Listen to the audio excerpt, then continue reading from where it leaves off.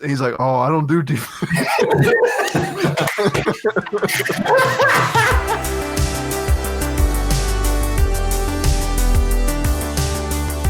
Hello and welcome, ladies and gentlemen, to the Portable Trevor live Twitch talk show. Please welcome the Good Time Gang, Dalex Miller and Trey Bourgeois.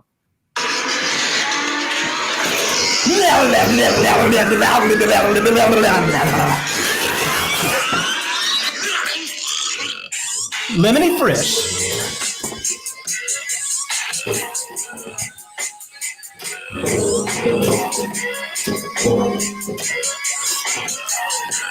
It's gonna be copyrighted.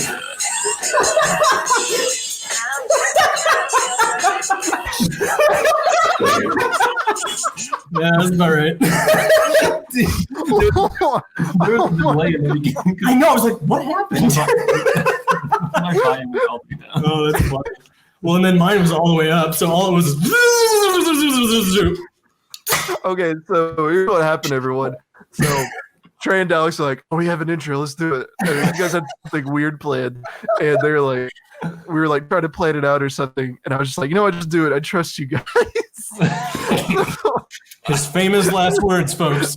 Famous last words. R.I.P. Yes. But what's up, everybody? We got a very special guest today. We got the Good Time Gang, the very first duo on the podcast. So what is up, guys? What have you guys been doing? You want to lead that one? Just this is it. Hanging out on Amazon. I've been just chilling, making videos, writing some stuff. Just Definitely. doing some good time You stuff. guys are just in the Amazon? Yeah, it's there's a wild forest that we've called home now because it's 100% COVID free. Yeah. And the natives are so sweet. They bring us fresh beer every day. And in front of us, you can't see it, but there's just a wide canyon that we can yell into anytime we want, and we just sound like God. It's great. Are they kind to Tasmanian devils? For a while, they thought I was one of their gods, and I remember that. Yeah, I rode that train as long as I could, and they found me out. There was this little girl named. Sweetest thing. She loved him so much. She would kneel down. I'm like, no. Look. Bringing me papaya after papaya, and I was like, that's the only food you have today. You better keep that. Well, it's nice that the natives are nice to you guys. Yeah. They're kind enough to let you guys make videos and be a Tasmanian devil from Space Jam. Also, I told you to say first, so I'm glad that made it. Oh yes, that was a Trevor request, and I Do you remember that part? He like clears the whole gym, and then he just looks at the camera. And he's like, "Lemony fresh." Honestly, this is the tragedy about. I love Space Jam. I remember as a kid, I rented it from I think it was Galaxy Video, which was a competitor to Blockbuster in my hometown, and I watched it instead of doing my homework. And then, because at the end there's the famous song, not the Space Jam song, but the "I Believe I Can Fly." You know that thing? Yeah.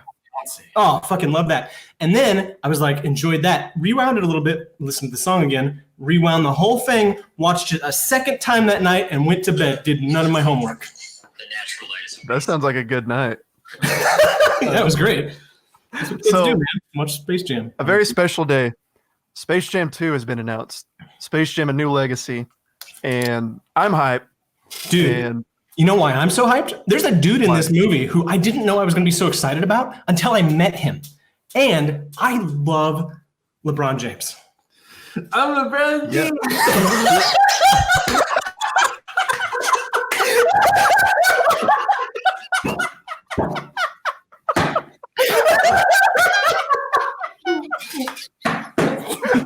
where did you get that? Okay, true story. I could sit here and talk about my life all night long, but I don't want to do that. But I have to tell this story because I love this story. I was bartending in downtown Los Angeles, and we were 2 blocks from Staples Center. One year, Staples was hosting the NBA MVP game. And so somebody bought out our bar for the night, and they had all of these and Steph Curry's just laying around for people to have for photos and opportunities during their party. And then they just left them all. My girlfriend and I at the time worked together, and I was like picking those puppies up. She's like, "What are you doing with those?" I was like, "I'm taking them home. I'm going to sell them on eBay or something. MVP game. This is great." And she was mad. Oh my God, she was furious because she already was like, "You have too much stuff in the apartment. This is a terrible idea. Nobody's going to buy it." I was like, "Oh yeah, right." And so I took them, and then she's like, "Okay, you have a deadline. If that doesn't go in a month, you have to throw them away." I was like, "Deal."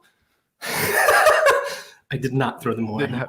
I stored them in a place where she'd never find them. That's why they. Yeah, well, one of many reasons. LeBron. But she hated all this shit that I had. I was like, this is so cool. And here we are in 2020, and it paid off. And if you're watching Cat Corbo, go fuck yourself. Oh my gosh. Okay, so how many did you get though? Oh, I just grabbed one LeBron and one Steph. No, that's not true. Oh, I think I grabbed like a lot. No. Actually, I grabbed two of each. I grabbed two LeBrons, two Steph Currys. And then I think eventually I decided, okay, I will play ball. I will be a good boyfriend. I will throw one set of them away. We got some comments. Denise is in here and Broadway. What's up? Get out of here. What up, girls? Yeah. Oh, what up, girl? Oh yeah, Trey and Alex, you can look to the right of the screen and hit comments, and you can see all the live comments Oh, nice. that come through. So it's a very nice feature.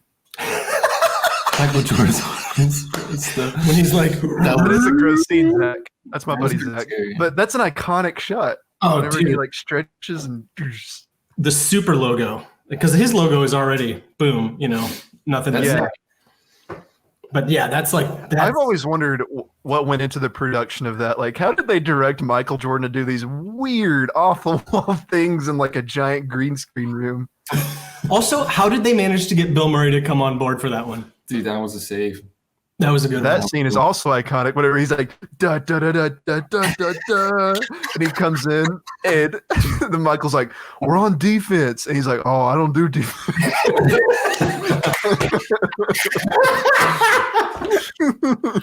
I'm telling you, man. God, I'm hyped. What's It's gonna be a that? good film. What's one thing that we want to happen in this new Space Jam? Oh man, I want to go see the movie in an AMC theater. That's for sure. what I'm excited about is so Michael Jordan wasn't like super. He just wasn't the best actor. True. LeBron actually is an actor. Like he's actually has like trained to be an actor. So Really? I'm excited to see how he does. Yeah, he was in this movie with the Amy Schumer. I wasn't a big fan of it, but he was like one of the best parts. He was hilarious. So I'm really excited to see how he goes off his comedic chops. Which of her films was he in? I'm trying to remember. It's the one where she like doesn't believe in a monogamous marriage. I'm looking it up. LeBron? I'm looking. That wasn't the one that. Yeah, and was it? Bill Hader is LeBron's best friend. Wait, what? Yeah, that's a real movie. Trainwreck. Oh man, Trainwreck. Yeah. I never saw that. I heard it was very funny. Yeah. Oh, Broadway just typed it. Thank you, Broadway. Trainwreck. But yeah, so guys, like, really happy to have you on the show. Like, what an intro! Like everything. Like, I love hanging out with these guys. I met them at this magical place that I've mentioned many times in the show called the Thunderdome. We've made films together, and I DP'd a film for Trey not too long ago. It was really cool. And on that Game Boy commercial with Dalex and Trey. And I think that's probably one of my favorite videos because I come over and I knew Dalex was a fan of the 90s because we talked about like our nerdy obsessions. And then I go to his house or your apartment and I'm like, hey, do you have anything like, 90s? And he's like, oh, dude, I got you covered. Brings out this giant box, just has all proper 90s and like all these clothing items. And I'm like, I don't think I could have picked a better place to do this. I mean, it was good. I'm a living 90s reference, so I can't help it. It's funny. So what's your affinity with the 90s? Why do you love it so much? It was the last age of innocence in my lifetime. People look back at like the 50s and the 60s. They're like, that was a golden era for that last generation because there was an innocence and like, I mean, not so much the 60s, but definitely the 50s. But for me, I look like the 90s, and that was before social media. That was before we were getting into the internet. Computers were a home staple, and oh my gosh, the raw amount of iconic things that came out of that time, that decade.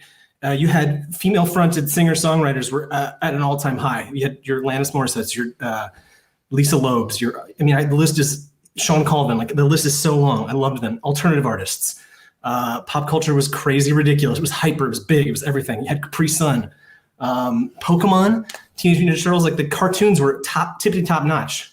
Yeah, it's a perfect decade. It's great. I mean, I was only 5 years old at the tail end of the 90s, so I didn't get to experience it. But like I experienced a lot of like the TV shows and the things that carried over into the early 2000s. And me and Trey are around the same age, so I'm sure he can relate. Are you 95? What are you? I'm 26. Oh, I just turned 27. Okay, yeah. Gotcha. I said around the same age. Close. Yeah, like Close. 90s is really cool. Like I don't know if you guys have been watching the Last Dance documentary that came out on ESPN about Michael Jordan, but I was just like, I feel like I'm really in that decade right now where, you know, Michael was at an all-time high. Like it was like an entertainment show to go watch him and just watch him do his thing. It was like watching a live art performance. I want to see it in a big way, but it's just on ESPN, is that right?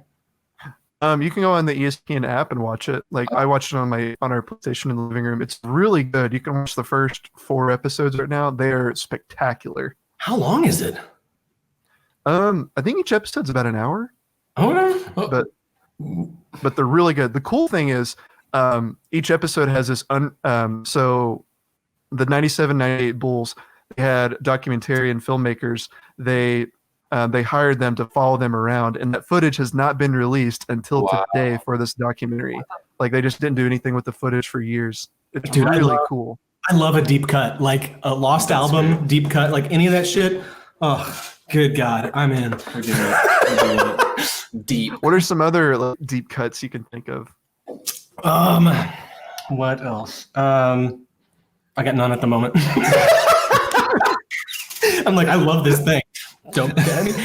You know what's funny? There was a ska band. Ska also was great from the 90s. That joked about having their Lost album released that they did not make. Mm-hmm.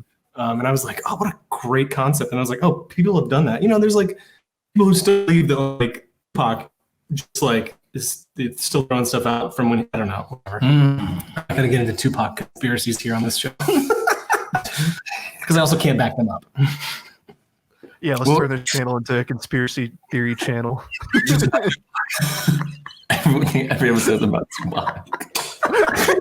Yeah, you gotta go back to Tupac, yo. So Trey, what did you grow up with? Like, what have been some of your inspirations from your childhood? I mean, as you came over to the apartment and you see I have like this huge like dino collection. That's probably the only thing that I've taken that and like really just monster films, like giant snake films, just really monster films, creature films that I took from my childhood that I'm still kind of obsessed with. How many giant snake films are there out there? There's a lot. I don't know. Oh wow, I didn't know. I'm thinking of Anaconda. That's the only one I got. Well, there's like Anaconda, Python, boa. There's a weird subgenre of like giant insect movies. Like, remember the movie Arachnophobia? Definitely. Well, that was just regular size spiders. But it was 8 like it freaks. Bingo. I'm so sorry.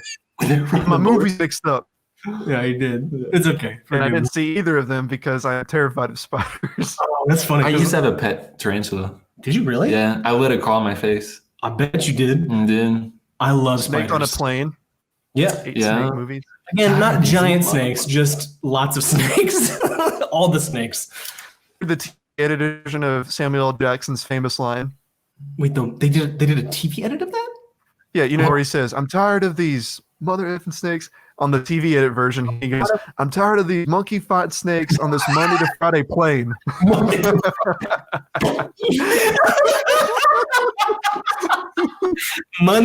That's a real thing. Dude, what airline flies Monday? You're gonna take the weekend Saturdays off. and Sundays? Wait, dude, forget it. We're a budget airline and we only do weekdays. For business people, for travel and business. Goo. Is that what you've been in? Do you like horror, Trey? Because I feel like that's a recurring theme in like some of the films that I've seen. It's so hot. I'm sorry. It's terrible in here. I'm miserable. Wait, you can take that off if you want. No, I gotta commit to the joke. Take it off. Big commitment. This is an hour-long show, dude. On it, let's do it. Tried it, not funny. Just that. I did not expect it to be. and he emerged a beautiful butterfly. God, what does he say in A Bug's Life? Where he's like, "I'm going to be a beautiful butterfly." Heimlich, if you only knew. Yeah. Dude, I love those movies. Pixar's just even A Bug's Life. People say that to one of their lesser films, but it's still a great movie. That was my favorite Pixar film, honestly. I watched it over and over because I don't know, something about bugs. Yeah, something about that. Just maybe. Please to the right. I like the what's it, grasshoppers? Really? No, like the big brown guys, right? Were they crickets? Yeah, it was cricket. The bat. Yeah, the Hopper guy. The main guy was Hopper, and he was a grasshopper. Okay, but he was a brown, ugly ass grasshopper. He was more like a locust. Yeah. I don't know, but he was bigger than everyone, and he could squish your head. He did. He's a mean mofo. Who's the voice actor that played him? I wonder. I'm gonna check it out. Oh, he was famous. I think I can't remember. He had a really cool voice. I'm immediately thinking it's Clancy Brown, but it's probably not. He does everything, but you throw it. Was it Kevin Spacey? No way. It could be Kevin Spacey. Oh, foreshadow. Bad guy that come. That sucks. Kevin Spacey was awesome. And then he turned out to be a terrible person. Yeah, really bad person. There you go. But guys, like, so tell everyone what Good Time Gang is, because everybody probably hopped in and they were like, Good Time Gang? I'm curious now. Gosh, yeah. I was gonna let you lead with that, actually. Okay, I would lead with how it started. Yes, you please. Can lead with what we're about. Ooh, origin story. Okay. Well, it's pretty simple. Like when Dalex moved into our first apartment here in Atlanta, we started doing. Well, he taught improv in LA, so we were trying to do that at our apartment here in Smyrna, and we were like, we should come up with a name for our get-togethers. I forgot who was there, but we really just put our hands in, and we just said, let's just say Good Time Gang on 3 or whatever, something like that. And we were like, Good Time Gang. That was it. So that's kind of, it just started from improv. Which all good things come from improv. So Dalex, you taught improv in LA. I didn't know that about you. Yes, it's one of the most. I did it for free, and it was one of the most. And that's what I'm trying to create here in Atlanta as well. It was one of the most life-giving experiences during my time in LA. I was partnered with a group called Monkey Butler, which sadly is no longer in existence. And we, at the height of what we were doing, we were teaching like 9 classes across the city of Los Angeles a week, which is crazy. And we all did it for volunteer. But it was a testament of like what we wanted to give as a service to the community of actors in Los Angeles. And so it's funny because I was driving through the canyon, and anybody who's lived in Los Angeles would be like, yeah, I've been there. And I got on the phone with my buddy David, who was heading it up, because at the time I was teaching guitar, which I'm terrible at. I know. You look at this, because he teaches guitar and he's good at it. I was teaching guitar for a living. I was fisting it. I was working at a shitty extended stay, in Valencia, which is like north of LA. And then I was also teaching these kids at this school in the Valley guitar. And I was like, this is insane. I'm an actor, artist, and like trying to be in casting. I can teach improv. I called David. I was like, hey man, I'm realizing I teach guitar and I'm terrible at it. I could teach improv for free if you ever need an extra teacher. He's like, oh, actually, that's great. We do need another one. And then so did that for 4 years, and then it kind of crumbled and it was done because of the powers that be. And I will not name the institution because it would be inappropriate for me to besmirch the name of somebody else. But yeah, so we did that, and it was, yeah, like I said, I took more classes in improv to be better at teaching, not necessarily to grow as an artist, which it ended up working. But it was like I just wanted to be the best teacher I could be in that art form, and it was just magical. I still see a lot of people on my social media from old improv teams that I taught or helped coach and bring up, and they did all the work themselves, but it was in that incubator of Monkey Butler. So what would you say is the biggest thing that you learned from that? Oh, leadership, probably. Something that I don't innately like flock to. I'm kind of a behind the scenes guy, which is funny because my primary directive is acting, and that's very in front of that's the front That's the whole stage deal. Yeah, but it's like leading yourself. Yeah, you exactly. don't need to lead a whole. And yeah, you're right, exactly. But those leadership skills, I think, bled over to like how I run my business of me. But yeah, it was humbling at times because you would just get people who were so thankful. And then I met like all these wonderful people from it. One of my old roommates who I got to see get married in Puerto Rico this past New Year's Eve, and I was just like, what a gift! Like it was a beautiful institution. So yeah, dude, that's rad. Improv's always fascinated me because I was on an improv team in high school and I was decent at it. But then like I watched Middle Ditch and Sports the other night, which is a fantastic improv show. It is like it is brilliant. It's brilliantly, I think, the best way to put it. It's like it's not a degrading thing to say. I never think that Thomas Middleditch is so good. I've seen Ben Schwartz improvise in person. He's great. Really? Yeah. He did this show at UCB on Franklin for a long time before he got just too busy. I'm trying to think, it was him and Adam Pally, I think. And I forgot what the name was. It was like Hot something or another. Anyway, they had a show in Hollywood for a while. But now both of them are very, very lucratively busy on TV and whatnot. But I've never seen Middleditch, but I hear he's an excellent Shakespearean improviser. He used to do improvised Shakespeare, which to me is a skill set all on its own, and it just boggles my mind. So, yeah. Seems like one of those guys that's just like a secret genius you wouldn't expect to be. Yeah. Like you just look at him and you're like, oh, he's kind of a wafy, white, useless person, but then apparently he's very funny. What an adjective. Useless person. But that to say, like, improv is just always fascinated me because I'm okay at it. But to see somebody that's just like the Michael Jordan of like improv, like I've also seen Whose Line Is It Anyway that did a show last year. What the? He's a very good improviser.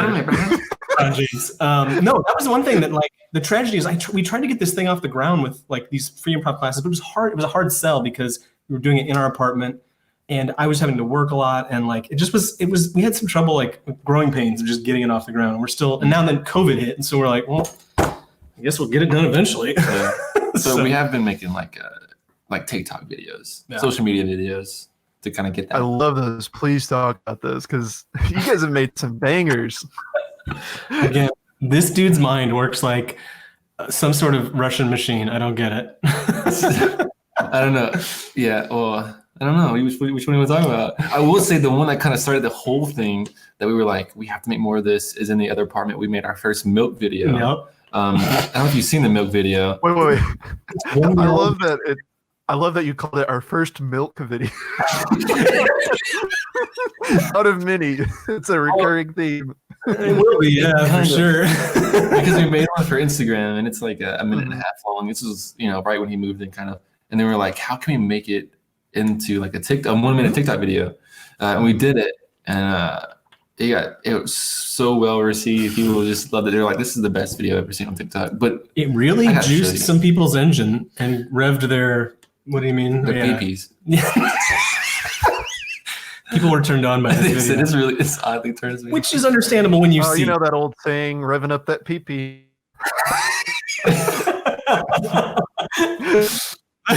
Pardon me while I go to my room and rev up the pee-pee. But Dalex, you put on your story the other day, and I wish, like, I don't even know if you put this on TikTok. It was like waffles or something. You're like, waffles, and you like put it in your face, and then you just shoved it over. Yeah. So we have done another sketch with our friend Ace for her TikTok account. And then the waffles were just sitting there for a couple hours. Bro, and God, it tastes so disgusting. So disgusting. And I was like, I can use these. And then I was like, I went and changed it into a different shirt, which I have now since thrown away. Because too sticky. Yeah, it was done. Couldn't use it anymore. And I was like, okay, Trey, please film this. I'm just gonna, and this is the best part. If you find it, it's on my TikTok. These shoes make a delightful screeching noise on their own. That wasn't done in post. That was a practical, like. I thought it literally sounded like a cartoon stock sound effect. You went. Nope. That was done live on the day. Wow. Color me impressed. Rev up that peepee. Me too. Rev it up.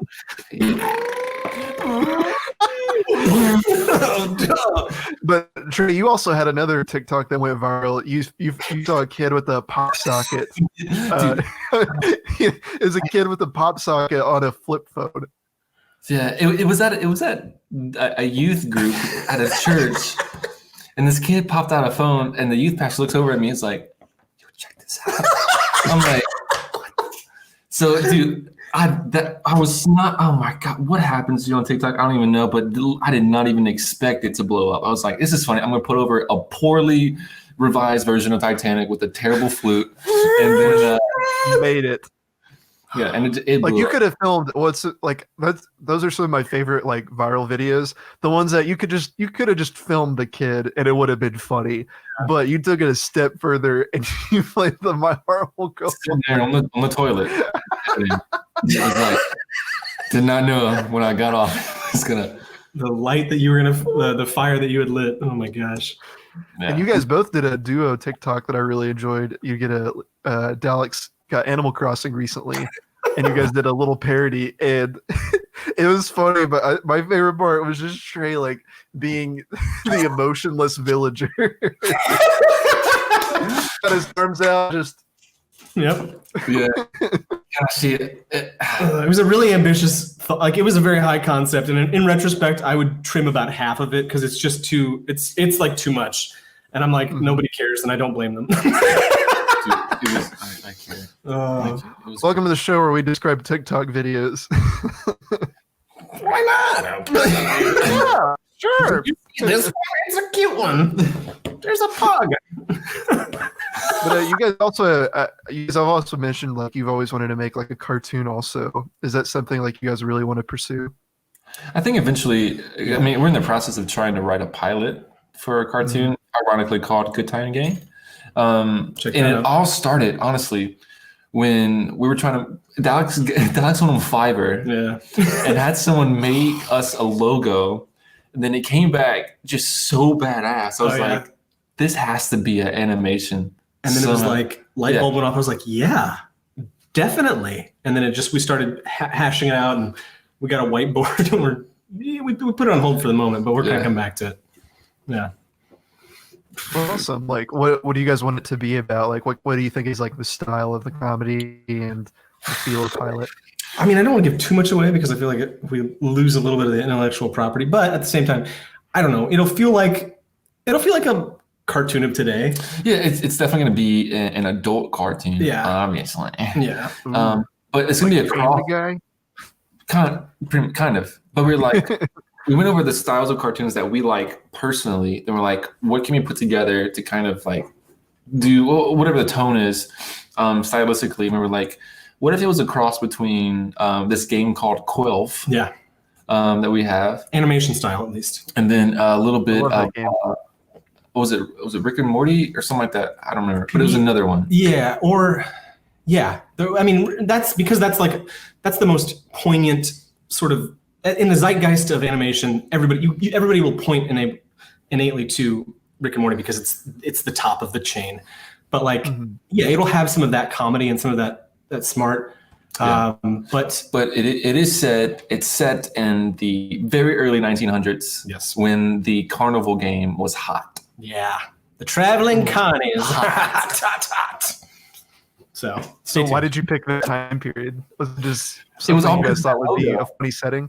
Yeah, it was the logo that the guy drew us. And it was in a carnival setting. Dalex told him, hey, I want to look like this. I mean, do you want to tell him what it looks like? Yeah. So, I wish I could like just push it on the screen. I'm gonna find it. But it's at the very bottom, you can hit share screen. If you guys see that. Yeah. Oh, shit. Oh, can we? So, I mean, if you have it on your computer, he's gonna get it anyway. The image that I described to this person in Germany or Thailand, I don't know, where they don't have English as their first language. I was just basically like, I wanted a metal sort of, because I love metal, and I also love the irony of metal juxtaposed against things that are obviously very not metal, which is myself. And so I was like, well, I want this metal ass album cover of us. And so I texted Trey, I was like, if you were working in the carnival back in the 1800s, what kind of carnival person would you be? Bearded lady? or like Barker or whatever, and he came back. And I was like, I also listed off. I was like knife thrower. He's like, that's the one. I was like, I knew it. Boom.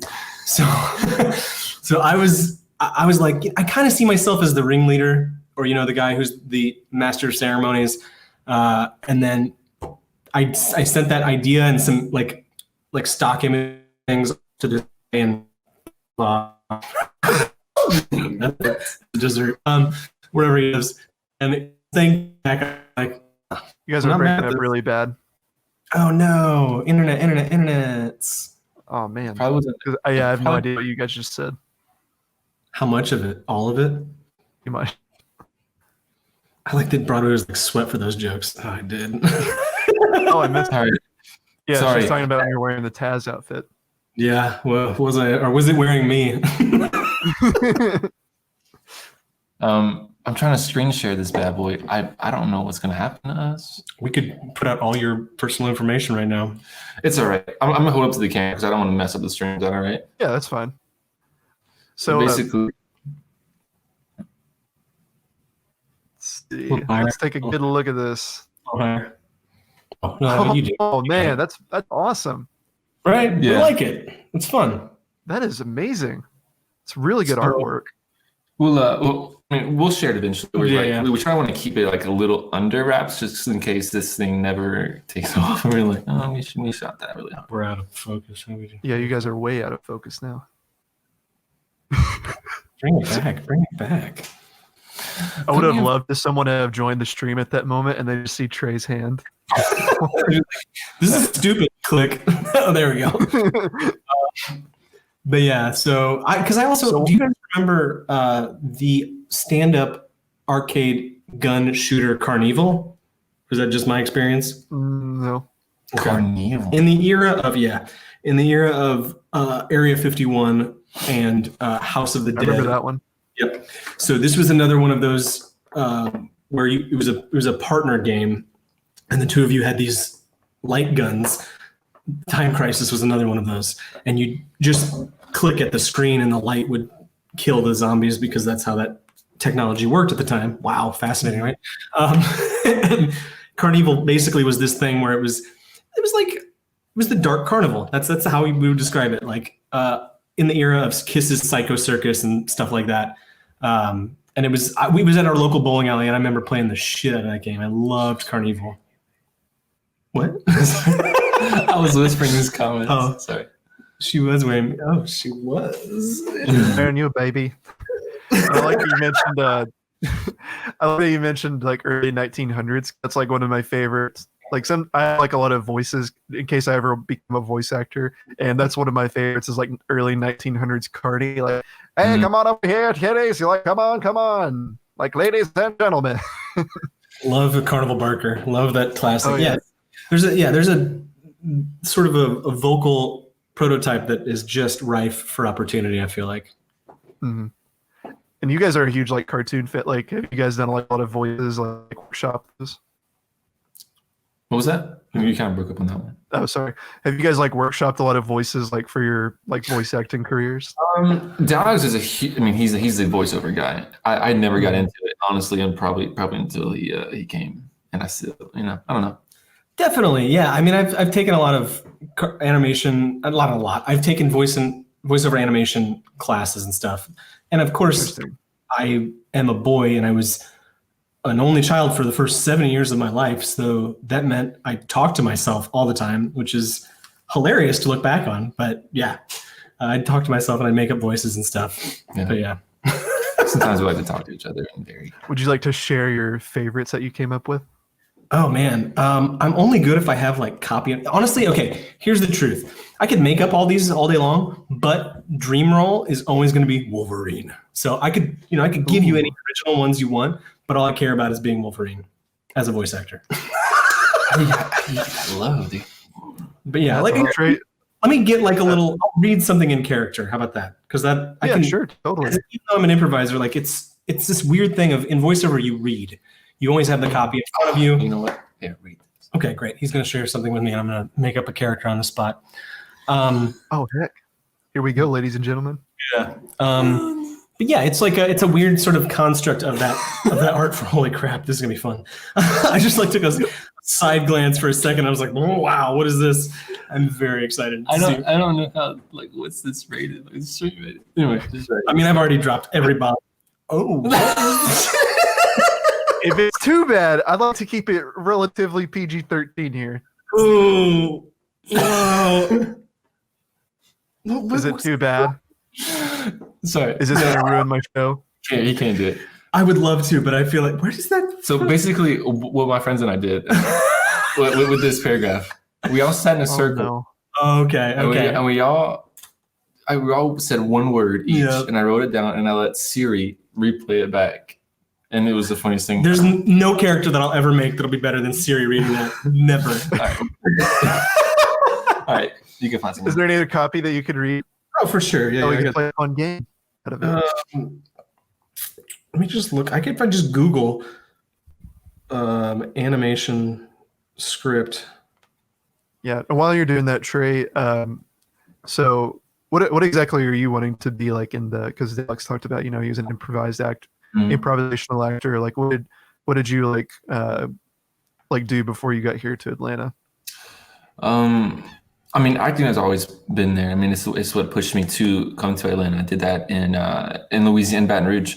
So I think the goal for me is just to be an actor and a filmmaker. And I started working on this idea that Dalex and Broadway are a part of, which is this company that I want to start. First, to start a picture company to do everything that we do, like Hugger, other films to be under that picture company. And then to branch out to do to do music, to do animation, to do all that. So ultimately, I'm basically trying to become a Disney. Yeah, the next but Disney, right? But more of like films that that inspired me, that I love to do. And so I'm working on a feature right now, hopefully to kind of pitch under that company. That is a prequel to Prometheus. Ooh, that would be awesome. And it's pretty wild. So honestly, anything that he does is going to improve that franchise 13-fold. The way I gotta say, we did an Alien fan film called Hugger. I got to DP it for Trey, and that story was probably better than anything they came out with in the past couple of years. Yeah, I mean, it was. I don't know how I came with that, but honestly, it just. I mean, I love what Broadway brought to it. Broadway is also an actor. And so great. Was that? I said she did great. Yeah, she did really great. Broadway, if you're listening, you did great. Scared the hell out of me, and I was in it. Everyone. Yeah, let's talk about the production of that, because that was so fascinating to me. So Trey hits me up after we premiere our films at Thunderdome, and we were both like fans of each other's works. And so Dalex like shows me the script, and I'm like, this is cool. And because I'd never seen like a fan film at the Thunderdome, like nobody like made something that was like in that universe of something. So that was really fascinating to me, especially Alien. That's like the first two Aliens are some of my favorite science fiction films. So I was like totally in. Same. And it's called Hugger. Spoiler alert, it's just a 1-minute film. Come on. Dalex is like on a date with our friend Broadway. She's a great actress, and goes into the shed. Big old face hugger comes out and snatches him, and we had like a prop face hugger. And I think Trey, you got it online, right? Yeah, it's online. It's on my Instagram. Yeah, you can check it out. It's on. I'm gonna put it on YouTube for sure because I need to do that. But yeah, I'm just so grateful for you because you handled that long hours really well. Those long hours. Let's preface this. You came and joined us on a night shoot after having shot all day. Yeah. I forgot about that. Yeah. I don't blame you, but also I don't know how you forget about that. And then you stayed after, and we just chatted for so long. Yeah. And then we didn't go to bed till like 5 or 6 a.m. And I stayed up doing the base work for the film when you left, so I didn't go to bed till like 7 a.m. or whatever. I think it was worth it. Like, I probably went to bed around 5 or 6 a.m. That's probably the latest I've stayed up in a long time. That's like college hours, man. Yeah, I think that's why I really enjoyed that night. I was like, sure, I was my body was miserable, but it was such a great time, and I was just like, you know what, I'm making memories and making a good film, so totally worth it. To kind of piggyback on that, this is going to sound like me just humble bragging, but like there's a point to this, and it's not just hubris. I liken that experience that we had to when I was on the set in New Orleans of the Jay and Silent Bob reboot. Kevin Smith is one of my favorite filmmakers, and I know that that's a silly thing to say because he's not the best director. We can agree, but I love his writing style, and I love what he brings as a person to Hollywood in general. And this is so stupid. I lucked into being part of the background or extras for this movie. And again, as a kid who watched Mallrats, and he's completed the Mallrats sequel script, and I'm like, oh my God, thank God. How do I get in it? He's going to cast all his friends. It doesn't matter. I would, if I had a word in it, I'd be lucky. But like, we're on set. It's, I think, day 2 of filming. We're in the, not the Hilton, one of the hotels, chain hotels in the downtown New Orleans, area, and in this, big convention hall or whatever. And he's like, again, we're burning the midnight oil or whatever. And it's like hour 12 of the shoot night, and we still got plenty to go. And he's like, he gets on the megaphone. This was something he would do a lot, is he would just tell anecdotes. And he's like, this reminds me of like why I got into filmmaking. And like those nights when you're staying up way too late and you feel like you're getting away with something. It's like, you'd stay up with your friends when your mom said you weren't supposed to, and you'd be making shit, whether it's like, on camera or what, you're just doing stuff. And it's like, that's what it feels like right now with all you guys. And I'm glad you could be here. And like, we're getting to get away with murder right now. And all right, I guess the picture's up. Let's go. And it was just like, that's what it felt like when we got to make Hugger. I was like, it's That's so awesome. Yeah, it was magic. And we, oh God, when you showed it, oh Lord, dude, what an experience. I mean, that was the biggest pop I ever got. Like from, like Trey gets up there, like everybody's just like going nuts. Like, oh my God, like that was the scariest thing that's ever happened here. And then Trey gets up there and he's just like, yeah, thank you for this film. And then he's like, and somebody was like, who DP'd it? And he's like, oh, that's my boy Trevor. And everybody was like, oh my God, Trevor. And I was like, oh my God, I just DP'd it. Look at Trey, please. No, it's like, and here's the thing that I'm learning. It's like, what I want to do with any film, anything that I make is like put my name last with the people who work on it.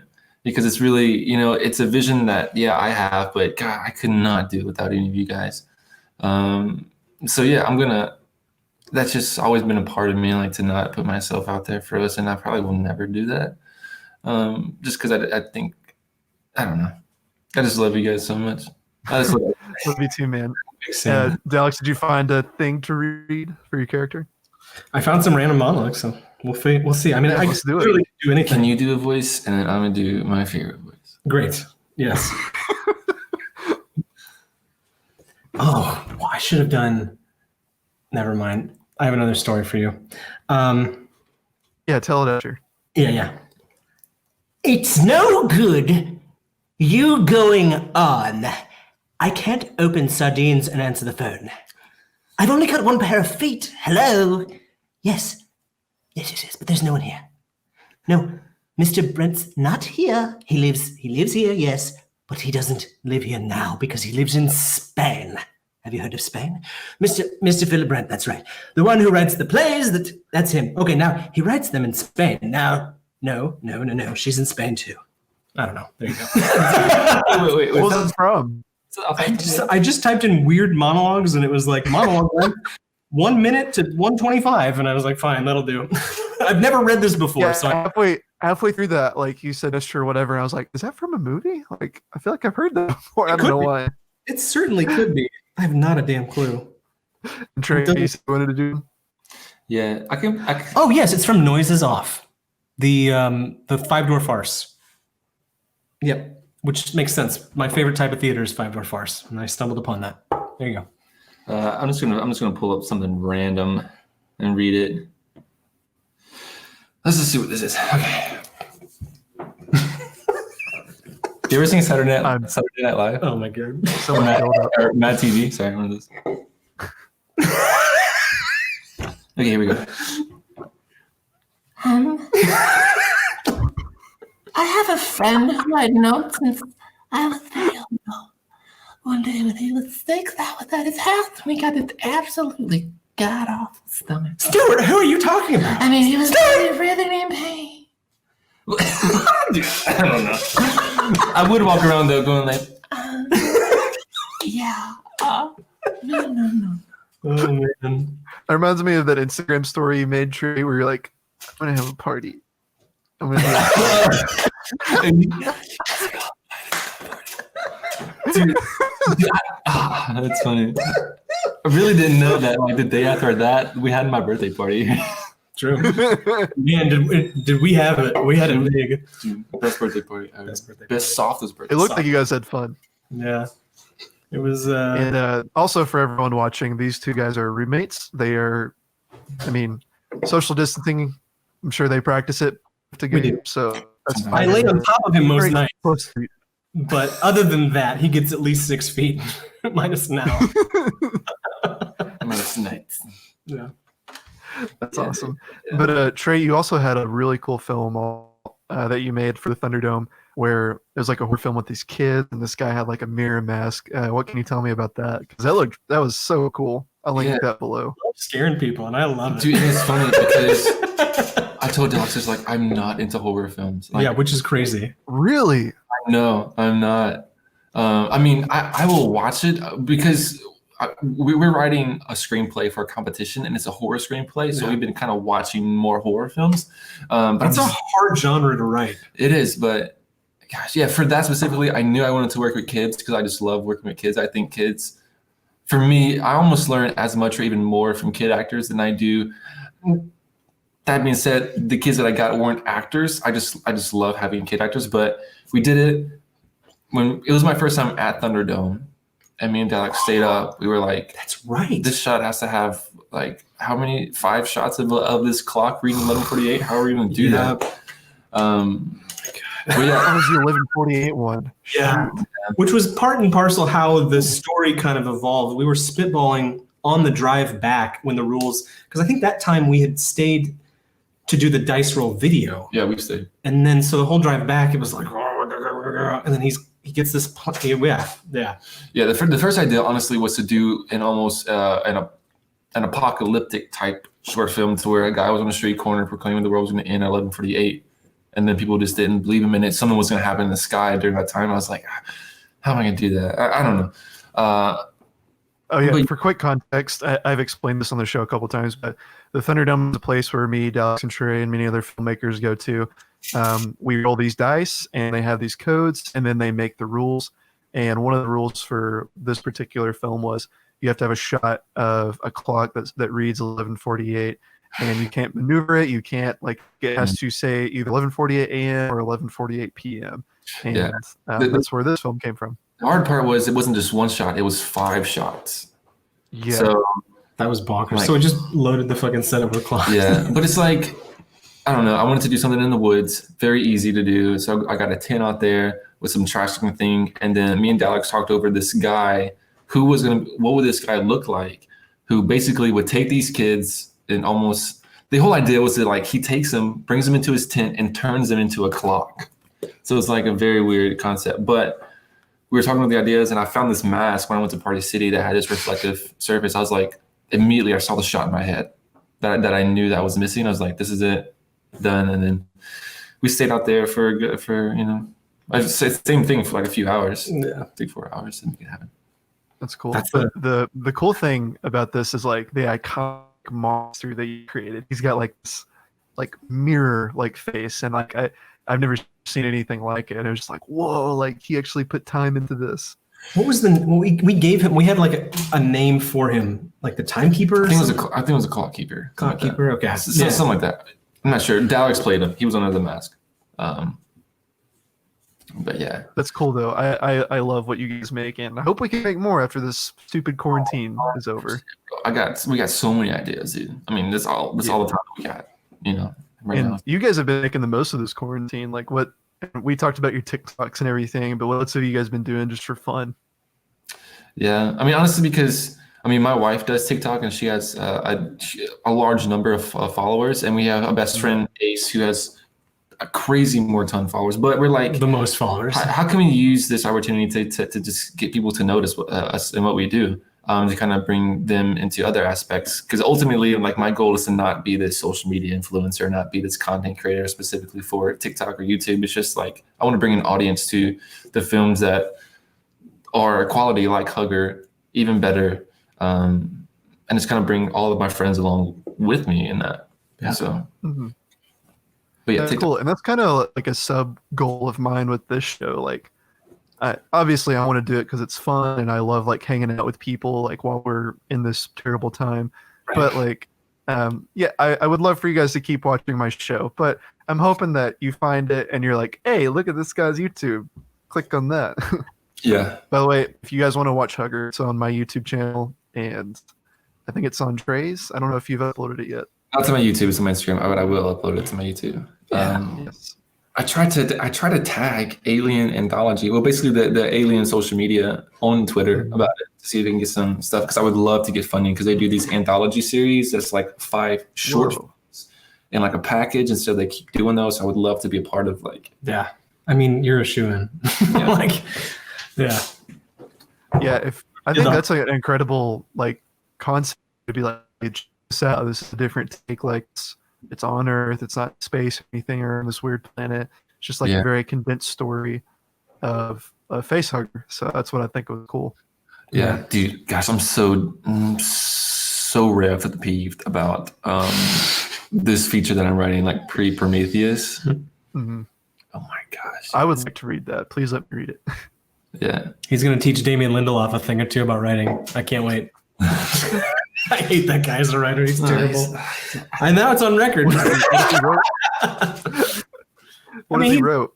Well, he was one of the writers and producers on Lost, and he just can't finish a script to save his life. The most recent work that he worked on was Watchmen. I haven't seen it. But the HBO series? The HBO series, yeah, that was his. I heard the new one is really good, actually. I heard the first few episodes were good, then it just gets weird. Boy, I never saw that one coming. Is it better than the Zack Snyder film? Here's the thing. Pause on the Zack Snyder film. I'm not a big Zack Snyder fan. His Dawn of the Dead remake was impeccable, but The Watchmen was great if you've read the graphic novel. If you've never read it, don't waste your time, because it is a frame for frame, panel by panel recreation, a love letter to Alan Moore and Dave Gibbon on screen. But otherwise, I don't know that it should exist. I've actually never seen clips of it. It's beautiful. I love it, but I also recognize I don't remember a thing about it, so I probably have to watch it again. Yeah. I need to read Watchmen because I've always wanted to read it, because what I've seen online, I'm like, these are some gorgeous images and it looks like a cool story. It is a cool story, and you can't really go wrong with Alan Moore. I liken it. Alan Moore did it. Yeah, like I liken it to Sandman by Neil Gaiman. It finds you when you're ready for it. So enjoy the journey. What are some other stories that like really resonate with you guys? You know what's funny? As much as I love genre stuff, and as much as I'm a fanatic about genre stuff, the kind of like stories that I really respond to when I'm watching, and like if I'm given a script, like the things that I can connect to are like, I don't want to say underdog, but like kind of the guy who fights for justice in a way, like the immediate sort of what is that thing in a compass? The needle in the compass is Dead Poets Society. So you have like the stories about John Keating, but it's through the lives and the eyes of these kids at this preparatory school or whatever. But it's like he's the voice of truth. There's a play that I love that's old as shit, but it's by Henrik Ibsen and it's called Enemy of the People. And it's the same thing. It's the guy who's standing up for truth amidst like these feeble sort of like just the society that's like oppressively against him, because we can be sheep sometimes, you know?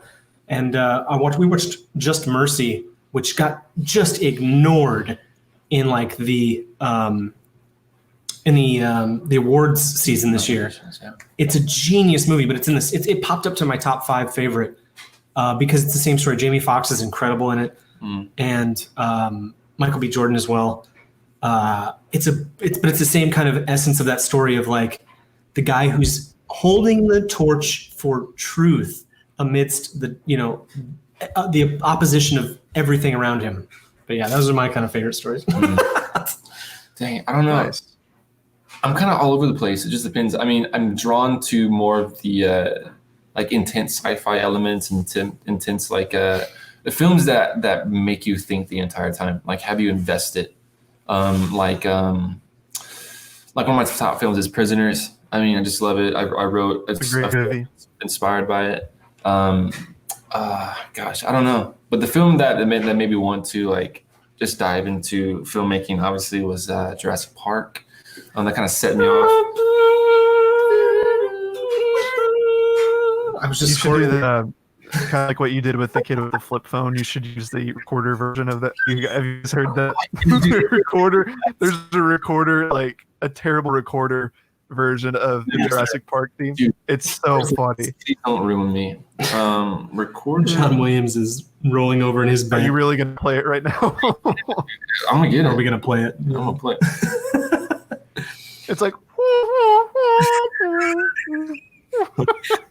Reminds me of Sorry, it's an ad. there was one of my favorite movies is 2001: A Space Odyssey, and you know the music is from classical orchestrations at times, and there's that. Did you just get your nose confused with your ear? What did you-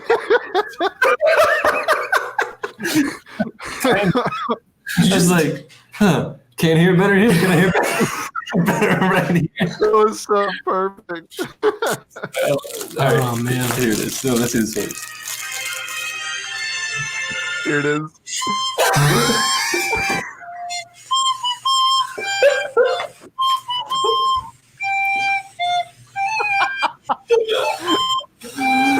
Oh, dude, please go up high. I want to hear it.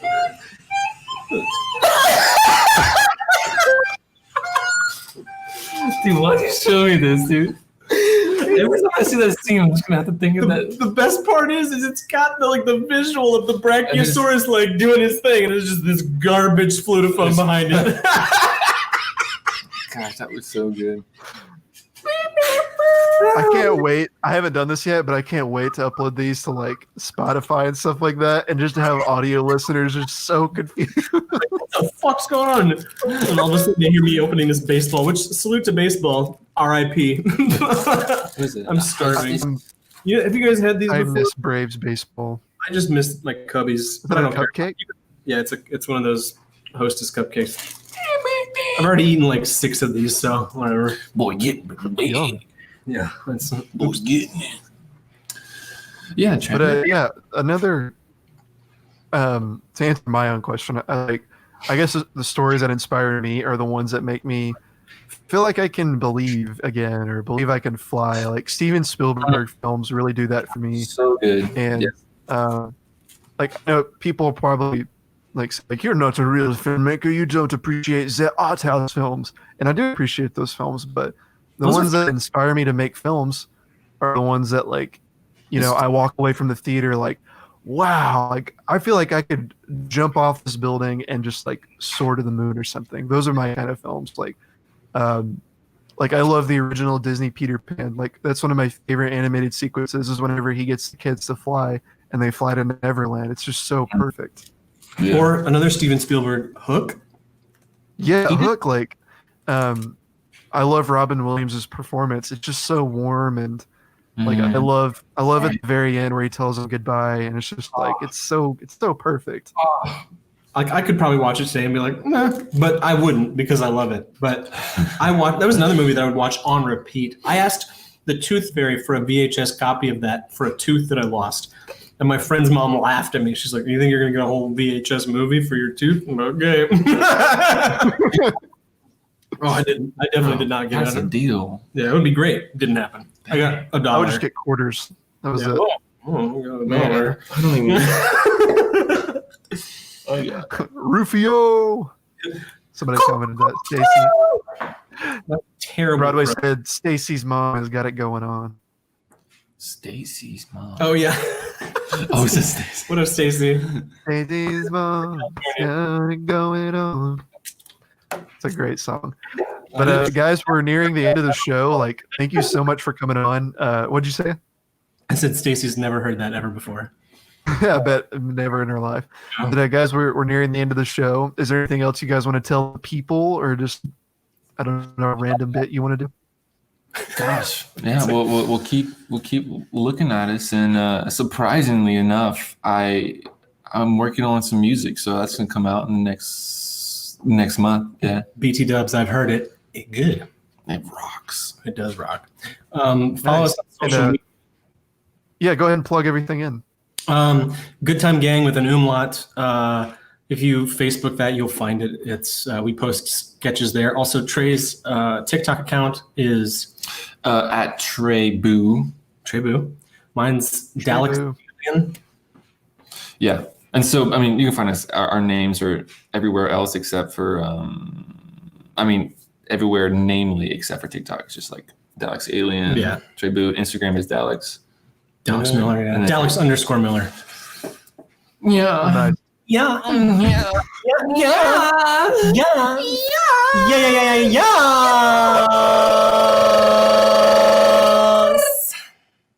Rev up those peepees, because it's the end of the show.